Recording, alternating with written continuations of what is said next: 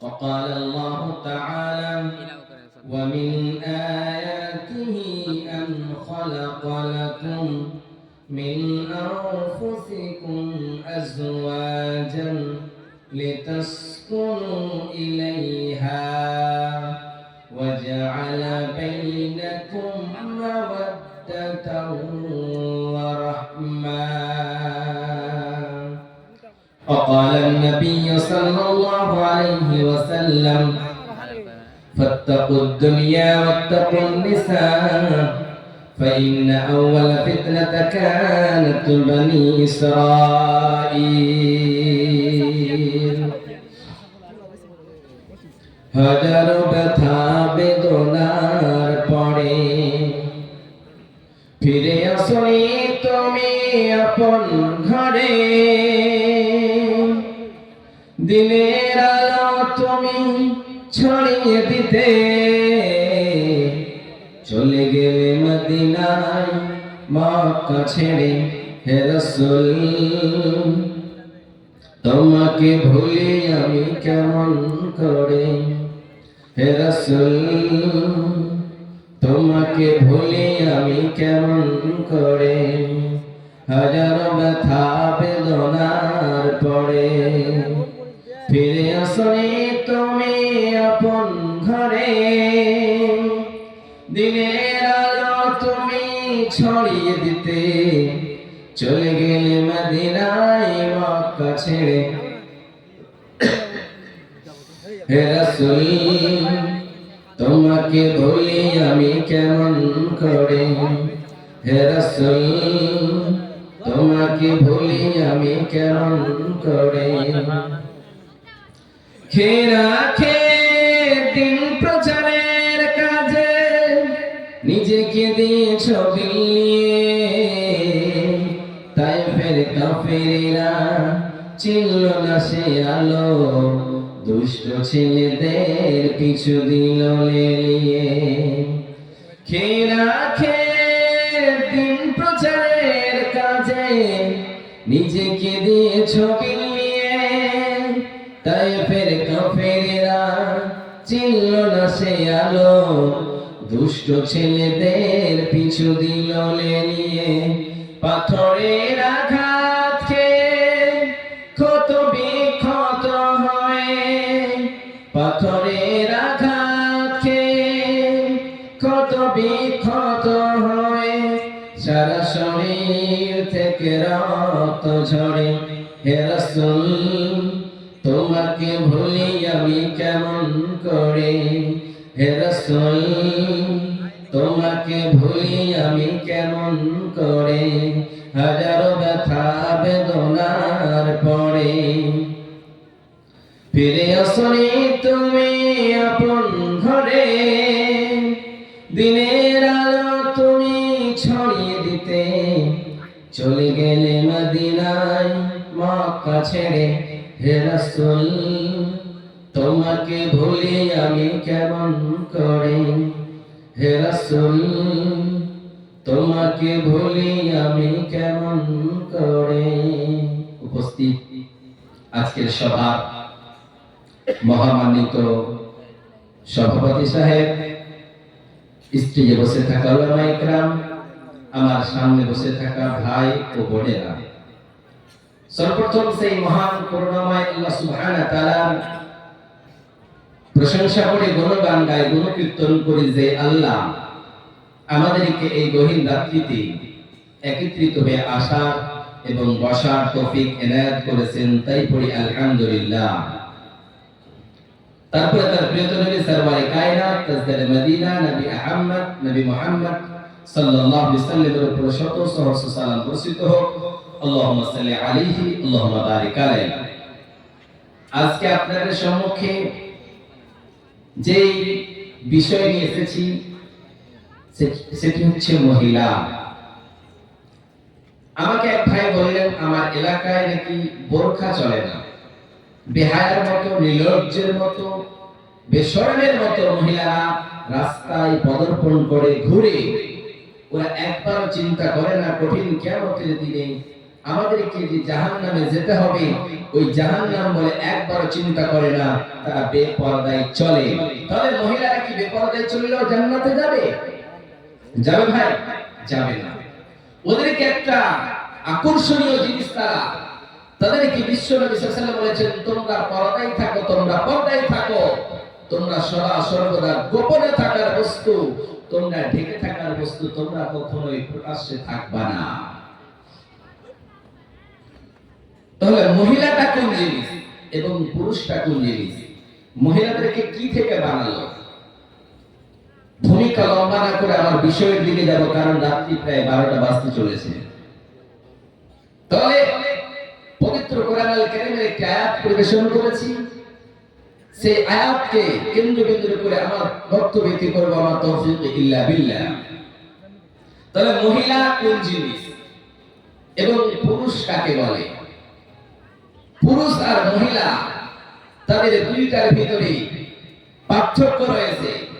আল্লাহ সুবহানাহু ওয়া তাআলা যেমন করে মহিলাদেরকে বানালেন, তেমন করে পুরুষদেরকে বানালেন, এবং দুইজনের ভিতরে এমন একটা রিলেশনশিপ করলেন, যে রিলেশনশিপের কারণে, যে মহব্বতের কারণে, যে ভালোবাসার কারণে একটা ছেলে একটা মেয়েকে যখন ভালোবাসে, লাভ করে, তখন একটা ছেলে একটা মেয়ের জন্য পাগল পারা হয়ে যায়।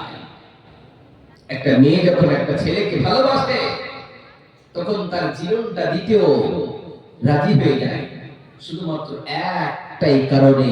আল্লাহ সুবহানাহু ওয়া তাআলা পবিত্র কোরআন আল কারীমে সে আয়াতটা তুলে ধরেছে, আর তাম দুনিয়ার বৈজ্ঞানিকদের বলেছে, দার্শনিকদের বলেছে, ও দার্শনিকেরা, ও বৈজ্ঞানিকেরা, তোমরা তো গাছের ভিতরে কি থাকে, ফলের ভিতরে কি থাকে, দুনিয়ার সমস্ত কিছুর বৈজ্ঞানিকগিরি করো, তাহলে এই বৈজ্ঞানিকগিরিটা তোমরা কি কখনোই কল্পনা করে শেষ করতে পারবা? সমস্ত পৃথিবীর বৈজ্ঞানিক ফেল হয়ে গিয়েছে, এই নারী পুরুষের মহব্বতটা দুনিয়ার বৈজ্ঞানিক কোথাও খুঁজে পায়নি।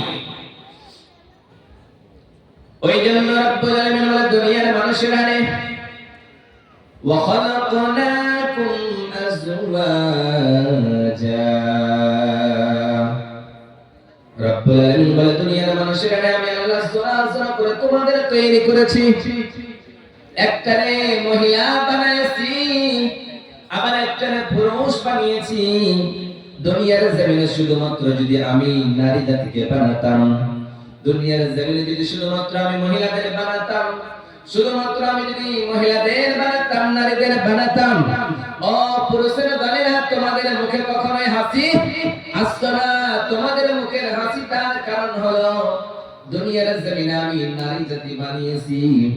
ওই কারণেই তোমরা সুন্দর হয়ে ছেলে গুজে যাও, নতুন নতুন ড্রেস পরো, সুন্দর হয়ে নাপিতের কাছে গিয়ে তোমার চুলটাকে তুমি শেভ করে নাও, তোমার দাড়িটাকে তুমি শেভিং করো।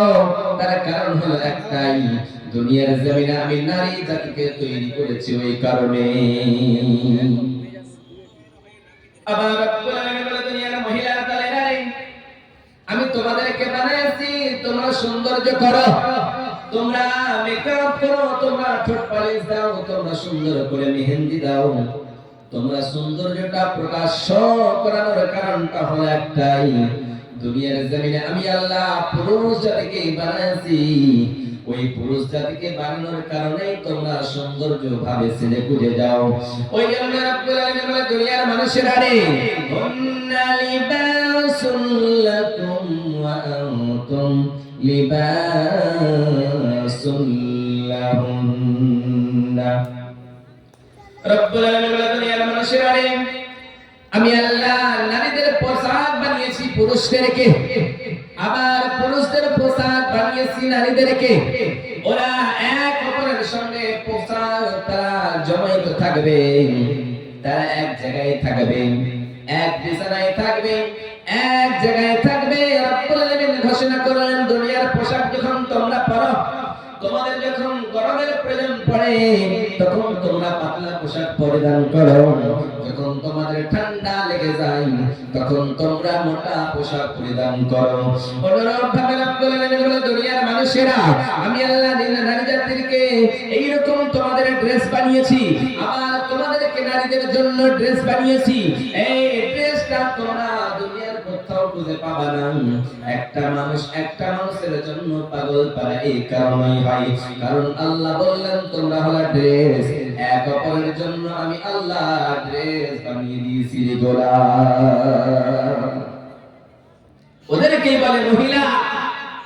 যেই মহিলাদের মর্যাদা বিশ্ব নবী সাল্লাল্লাহু আলাইহি ওয়াসাল্লাম বাড়িয়ে দিলেন, সেই মহিলা আজকে বেহায়ার মতো, নির্লজ্জের মতো, বেশরমের মতো রাস্তায় বের হয়।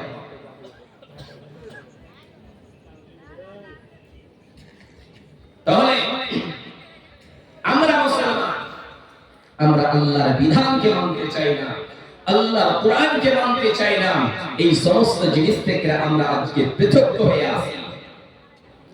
ওই জন্য রব্বুল আলামিন বলে দুনিয়ার মানুষেরা রে, ওয়া মিন আয়াতিহি আন খালাকা লাকুম মিন আনফুসিকুম আজওয়াজান লিতাসকুনু ইলাইহা ওয়া জাআলা বাইনাকুম মাওয়াদ্দাতাও ওয়া রাহমাহ ইন্না ফী যালিকা লাআয়াতিন লিকাওমিন ইয়াতাফাক্কারুন।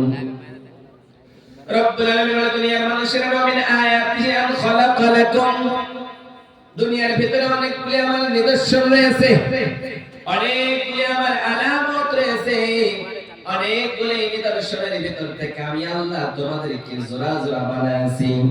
একটারে পুরুষ বানিয়েছি, আবার একটারে নারী বানিয়েছি। দুনিয়ার জমিনে আমি জোড়া জোড়া তোমাদের বানিয়েছি কিসের কারণে তোমরা কি জানো? তোমরা কি এর ব্যাপারে কল্পনা করতে পারো? ওই রব্বুল আলামিন বলেন মিন আয়াতিহি, আমার অনেকগুলো নিদর্শনের ভিতরে এক নম্বর নিদর্শন হলো আমি আল্লাহ তোমাদের জানাতে চাই, দুনিয়ার জমিনে সূর্য দিলাম, সূর্যের তাপমাত্রা তোমরা গণনা করতে পারো, এটা একটা আমার আল্লাহর নিদর্শন। দ্বিতীয় নম্বর হলো চন্দ্র দিলাম, চন্দ্রের তাপমাত্রা তোমরা গণনা করতে পারো। দুনিয়ার জমিনে আসমান বানালাম, এটা একটা আমার নিদর্শন। আমি আল্লাহ জমিন বানালাম, এটা একটা নিদর্শন। আমি আল্লাহ গাছ বানালাম, সেই গাছে ফল হয়ে যায়, আমি আল্লাহর ওটা একটা নিদর্শন। এই সমস্ত গুলি নিদর্শনের ভিতরে রব্বুল আলামিন বলে দুনিয়ার মানুষেরা রে, আমার অনেকগুলি নিদর্শন রয়েছে। ওই অনেকগুলি নিদর্শনের ভিতরে আমি আল্লাহ একটা নিদর্শন হলো ওয়া মিন আয়াতিহি আন খালাকা লাকুম মিন আনফুসিকুম আজওয়াজান লিতাসকুনু ইলাইহা। ও দুনিয়ার মানুষেরা রে, আমি আল্লাহ তোমাদেরকে জোড়া জোড়া করে বানাইছি রে গোলাম। রব্বুল আলামিন দুনিয়ার মানুষেরা গোলামের ঘরের গোলাম, বান্দির ঘরের গোলাম। তোমরা একবার রব্বুল আলামিনকে জেনে দেখো, সেই রবের পরিচয় দেখে দেখো, সেই রব তোমাদেরকে জোড়া জোড়া করে বানালো। ওই রব তোমরা কোথায় পাবা? কোথায় পাবা? দুনিয়ার কোথাও তোমরা সেই রবকে খুঁজে পাবা না। তোমরা যদি সেই রবকে খুঁজতে চাও, সেই রবের তোমরা তল্লাশি নিতে চাও, সেই রবকে তোমরা যদি ঢুঁড়তে চাও, তবে দুনিয়ার জমিনে আকাশেও পেয়ে যাবে না, জমিনও পেয়ে যাবে না। সেই রবকে দিলের ভিতরে রাখতে হবে, এক আল্লাহ বলে বিশ্বাস করতে হবে, তাহলে তোমরা আল্লাহর নিদর্শনগুলি খুঁজে পেয়ে নিবা। ওই জন্য রব্বুল আলামিন দুনিয়ার মানুষেরা রে, আমার অনেকগুলি নিদর্শনের ভিতর থেকে একটা হলো অন্যতম নিদর্শন, আমি আল্লাহ নারী জাতিকে বানাইছি, মহিলা জাতিকে বানিয়েছি। ওই নারী জাতিকে বানানোর পরে ওর ভিতরে এমন একটা কোয়ালিটি রেখেছি, এমন একটা গুণ রেখেছি, এমন একটা জিনিস রেখেছি, এমন একটা শান্তি রেখেছি, লিতাসকুনু ইলাইহা।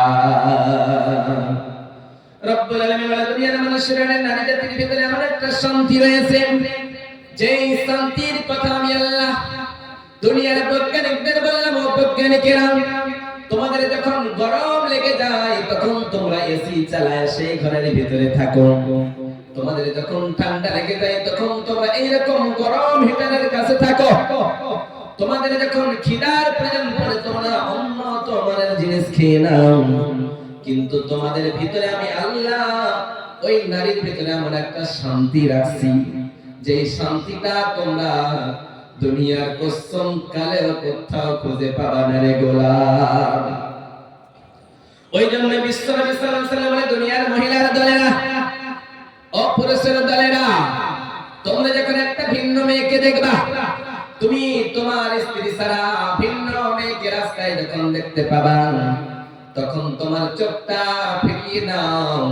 কারণ তুমি একটা মেয়েকে দেখলে তোমার মাথাটা খারাপ হয়ে যেতে পারে, তোমার মাথায় পাগলামি করতে পারে, তোমার মাথায় অনেক কিছু আসতে পারে। হায় রে, মেয়েটাকে আমি আমার অন্যায় কাজ করব, এই মেয়েটার সঙ্গে জেনার কাজ করব, ওই জেনার কাজ করানোর কারণে তোমার মনের ভিতরে তৃপ্তি আসবে, শান্তি আসবে।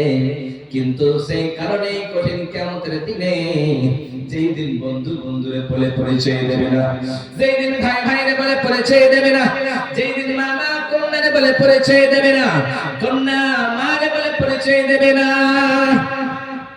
শুধুমাত্র একটা মেয়েকে দেখানোর পরে ওই মেয়েটার সঙ্গে চিটিং করে, সেই মেয়েটার সঙ্গে অন্যায় কাজ করানোর কারণে প্রথম নম্বরে চোখের যেটা হয়েছে, চোখটা মেয়েটাকে দেখছে, দেখানোর পরে চোখ বলেছে, হায় রে, এত সুন্দর রমণীকে তুই দেখেছি, এই রমণীর সুন্দরীকে তুমি যদি একা পাও তাহলে অন্যায় কাজ করবা কি করবা না, তোমার মতো পাগল কেউ হয়ে যেতে পারে না।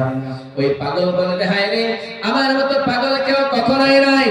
এই মেয়েটার সঙ্গে অন্যায় কাজ শুরু করে দেবে, যখন অন্যায় কাজ হয়ে যাবে, কাল কিয়ামতের কোটে মুসিবতের দিনে, যেই দিন কেউ কেউ কাউকে বলে পরিচয় দেবে না, সেই দিন তাকে জিনাকারীর কাতারে যেন দাঁড়ানো লাগবে।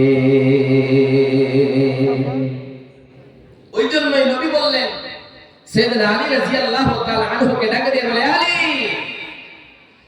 বিশ্বনবী সাল্লাল্লাহু আলাইহি সাল্লাম সাইয়েদনা আলীকে ডাকে দিয়ে বলেন, আলী, ও আলী রে, তোমার চোখটা যদি ভিন্ন একটা মহিলার দিকে একবার পড়ে যায়, সঙ্গে সঙ্গে আলী রে আমার সাহাবী, তুমি তোমার চোখটা ফিরায় নিবা। কারণ একবার তোমাকে মাফ করা হবে, একবার আল্লাহ মাফ করে দেবে, দ্বিতীয়বার কিন্তু মাফ করানো হবে না। একবার তোমার জানাটা ভুলবশত একটা নারীর দিকে পড়ে যেতে পারে, কিন্তু দ্বিতীয়বার আল্লাহ তোমার মাফ করতে করবেন না, দ্বিতীয়বার জিনার কাতারে তোমার দাঁড়ানো লাগবে। ওই জন্য বিশ্বনবী আবার বলেন, দুনিয়ার মানুষেরা, যখন তুমি রাস্তায় একটা ভিন্ন মেয়েকে দেখবা, তোমার পাগলামি শুরু করে দিবা, জিনা করার ইচ্ছা জাগবে, তখন তুমি সঙ্গে সঙ্গে বাড়িতে চলে যাও। বাড়ি যাওয়ার পরে তুমি তোমার স্ত্রীর সঙ্গে অন্যায় কাজ করো, তুমি তোমার স্ত্রীর সঙ্গে মিল মহব্বত করো। কারণ হলো ওই মহিলাটার ভিতরে যে কোয়ালিটি রয়েছে, যে জিনিস রয়েছে, তোমার বাড়িতে যাও, তোমার স্ত্রীর কাছেও সেই জিনিসটা বিদ্যমান রয়েছে। মহিলা কোন জিনিস এবং পুরুষ কোন জিনিস, আপনাকে একটা উদাহরণ দিলে আপনি বুঝতে পারবেন। আপনাদের সবার চোখের সামনে একটা বোতল আপনি দেখতে পাচ্ছেন, এই বোতলে জল রয়েছে, পানি রয়েছে। এই পানি জানে না তার ভিতরে কি স্বাদ রয়েছে, কি তার ভিতরে জায়কা রয়েছে, তার ভিতরে মজা কি রয়েছে, পানি কিন্তু জানে না। পানি শুধুমাত্র জানে আমাকে পান করে মানুষ, এটাই জানে, পানি আর কিছু জানে না। মানুষকে যখন পিপাসা লেগে যায়, মানুষকে পিপাসা লাগানোর কারণে মানুষ পানি পান করে, ওই পানি পান করানোর কারণে মনের ভিতরে তৃপ্তি চলে আসে, শান্তি চলে আসে।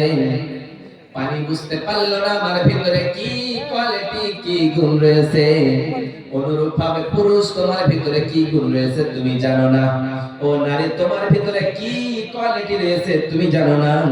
কারণ আল্লাহ তোমাদেরকে সুন্দর করে বানায়ছে, আশরাফুল মাখলুকাত করে তোমাদেরকে বানায়ছে। আল্লাহ সুন্দর করে বানিয়ে বললেন, ও নারী জাতি, তোমরা ঢেকে থাকার বস্তু, তোমরা বাড়ির ভিতরেই থাকবে, লিতাসকুনু ইলাইহা, তোমাদের ভিতরে শান্তি রয়েছে, যে শান্তিটা দুনিয়ার কোনো জায়গায় তোমরা খুঁজে পাইবা। আমরা সবাই জানি সাইয়েদনা আদম আলাইহিস সালাতু সালামকে যখন সুন্দর করে বানালেন, সুন্দর করে বানানোর পরে সাইয়েদনা আদম আলাইহিস সালাতু সালামকে জান্নাতের ভিতরে রাখলেন।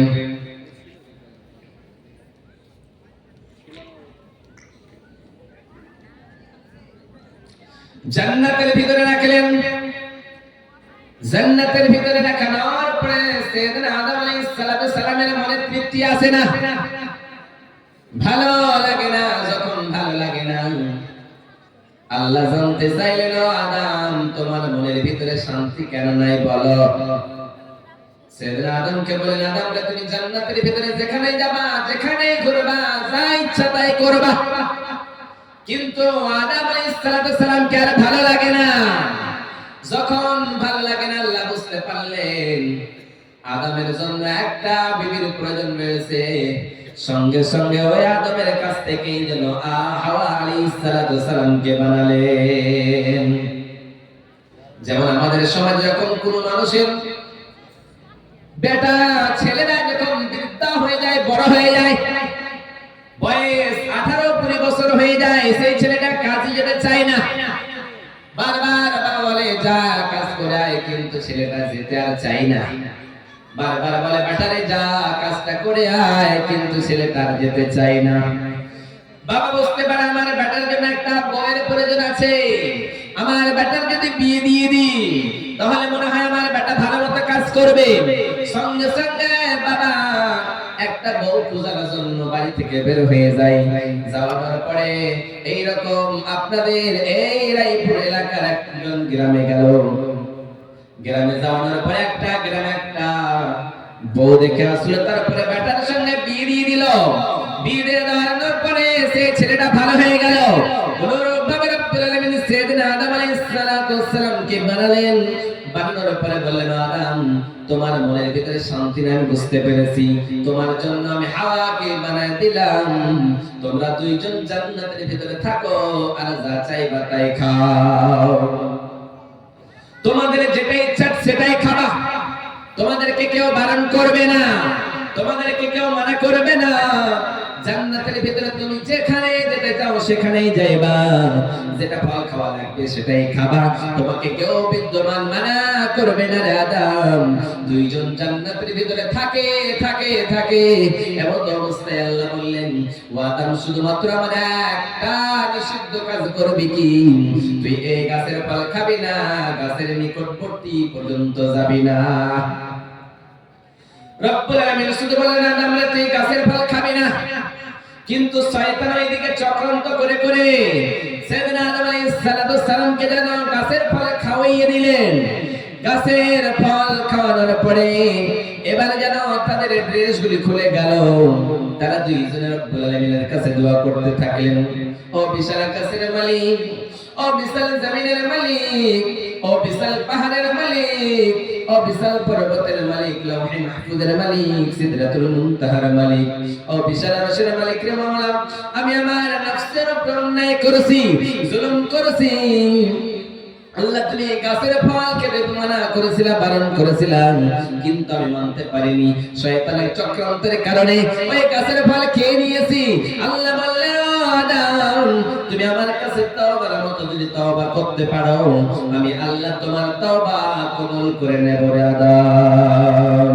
শত শত বছর সাইয়েদনা আদম আলাইহিস সালাম কান্না করে দোয়া করে, আল্লাহ আমারে maaf করে দাও, আমারে maaf করে দাও। কিন্তু আল্লাহ বললেন, আদম যাওয়ার মতো চাইলে তোমারে maaf করে দেব।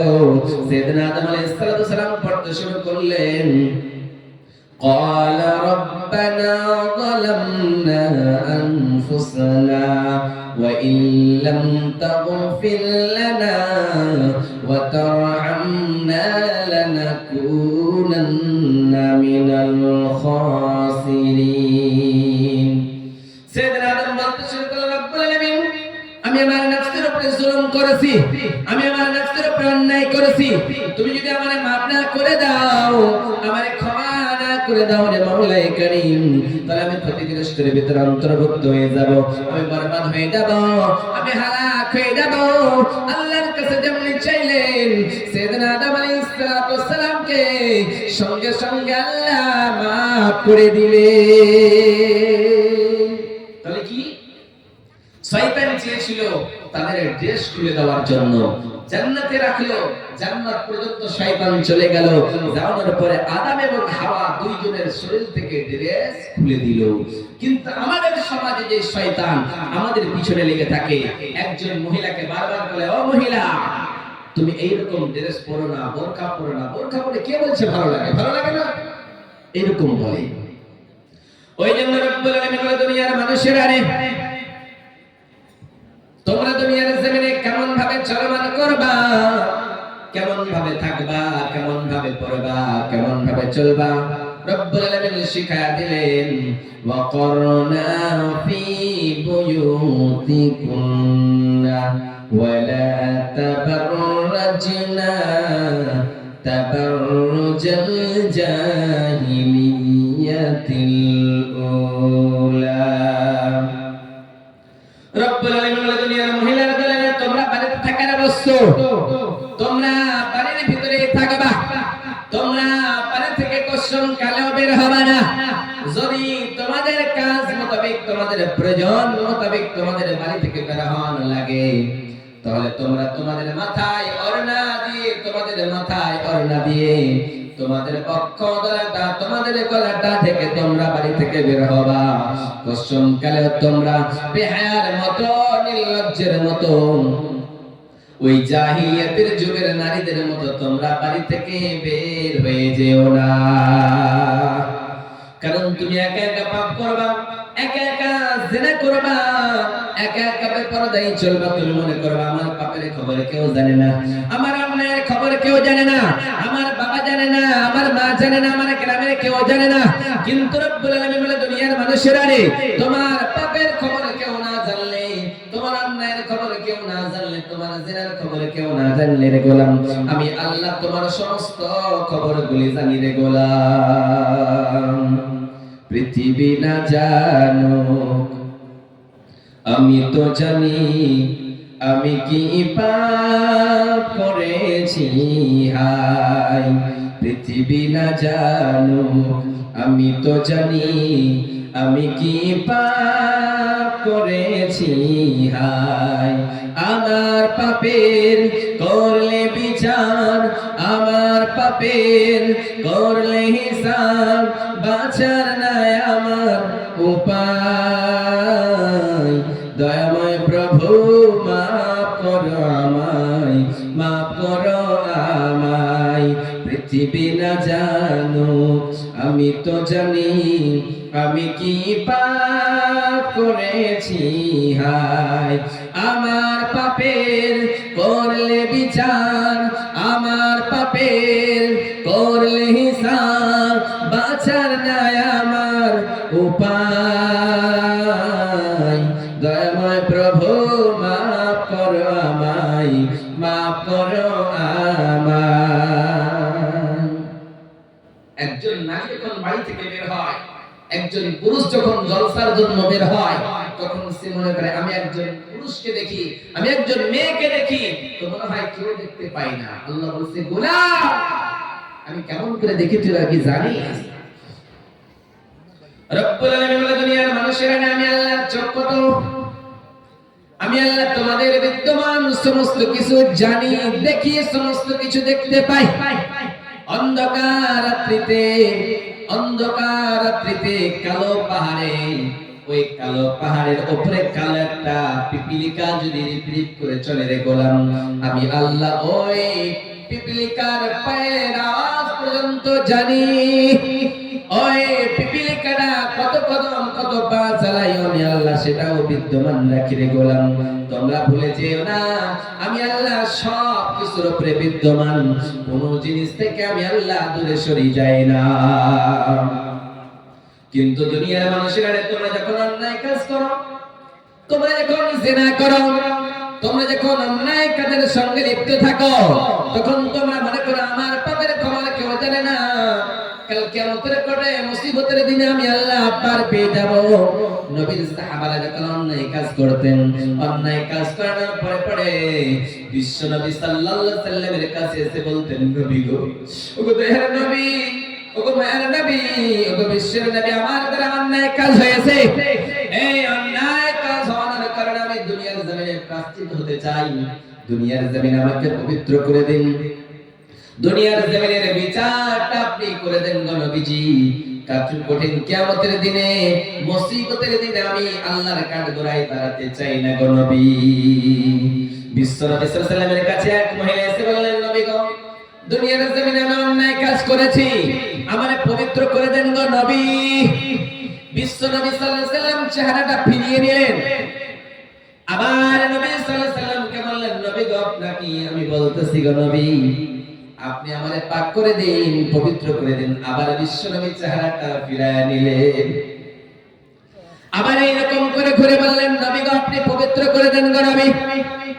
আবার বিশ্ব নবী সাল্লাল্লাহু